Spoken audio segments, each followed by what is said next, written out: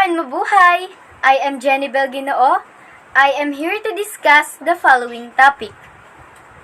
My topic is all about basic principles of curriculum and instruction, and curriculum development and their purposes, practices, and procedure. Ralph Winfred Tyler was born April 22, 1902 in Chicago, Illinois, and soon thereafter in the year of 1904 moved to Nebraska. In 1921, at the age of 19, Tyler received a Bachelor of Arts degree from Doane College in Crete, Nebraska, and began teaching high school in Pierce, South Dakota. He obtained the Master of Arts degree from the University of Nebraska in the year of 1923, while working there as Assistant Supervisor of Science in the year of 1922 to 1927. In 1927, Tyler received a Doctor of Philosophy degree from the University of Chicago. In 1949, Basic Principles of Curriculum Instruction has been a standard preference for anyone working with curriculum development. Its 4 sections focus: setting objective, selecting learning experiences, organizing instruction, and evaluating progress. Readers will come away with a firm understanding of how to formulate educational objectives and how to analyze and adjust their plans so that students meet objectives. Tyler also explains that curriculum planning is a continuous, cyclical process, an instrument of education that need to be fine-tuned. So now I will discuss the basic principles of curriculum and instruction. Tyler stated his curriculum rationale in terms of 4 questions published in 1949. Tyler his curriculum rationale in terms of 4 questions that he argued must be answered in developing any curriculum plan of instruction. Tyler's reputation as an education expert grew with the publication of Basic Principles of Curriculum and Instruction. Because of the value Tyler placed on linking objectives to experience, instruction, and evaluation, he became known as the father of behavioral objectives. Tyler targeted the students' emotions, feelings, and beliefs as well as the intellect. Tyler was prepared to formalize his thoughts on educational research and behavioral objectives with the publication of Basic Principles of Curriculum and Instruction. Tyler expanded upon concepts he began to formulate during the 8-year study. Especially, his work focused on the administrative aspects of the curriculum and called for the application of 4 basic principles in the development of any curricular project. These 4 basic principles include: 1.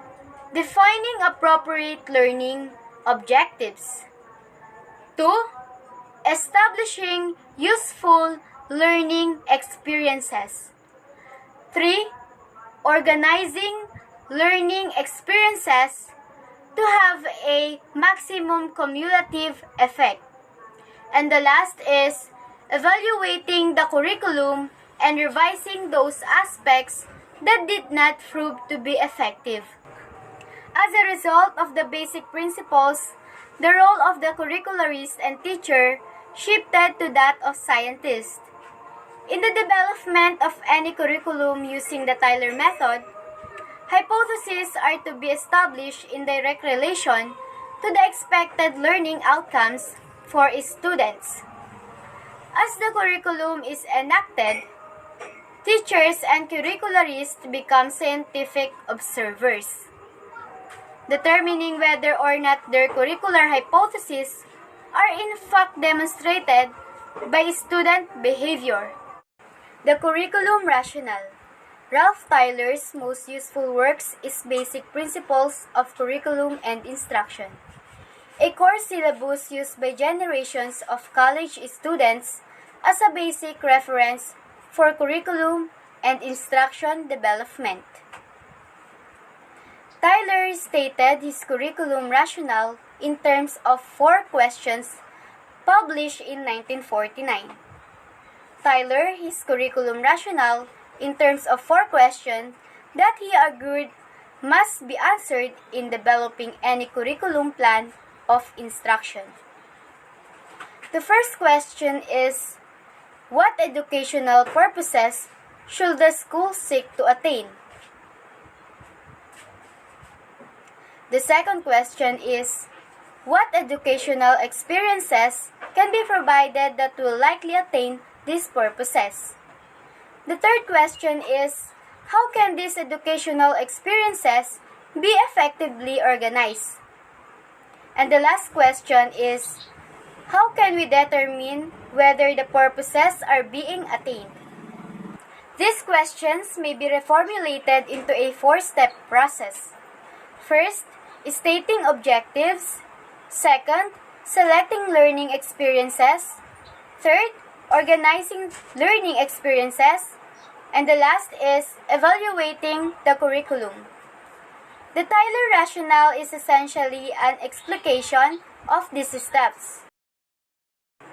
The rationale also highlighted an important set of factors to be weighed against the questions. Tyler believed that the structure of the school curriculum also had to be responsive to 3 central factors that represent the main elements of an educative experience. The first factor is the nature of the learner. This is the developmental factors, learner interests and needs, life experiences, and others. The second factor is the values and aims of society.